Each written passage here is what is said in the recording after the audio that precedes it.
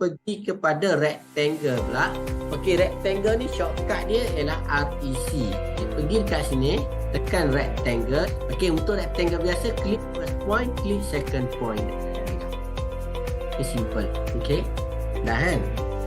Okay, cumanya dalam profesional lah ataupun yang ilmu yang lebih tinggi, biasanya kita buat rectangle ni kita nak tahulah panjang lebar berapa, betul? Takkan nak buat tentu je. Okey, pergi dekat rectangle ataupun REC space. Okey, klik first point, sama macam cikgu ajar tadi lah. Tekan D. D ni untuk dimension, D space 50 space 30. Kita kena klik sekali. Dah siap tu kena klik, bukan tekan space.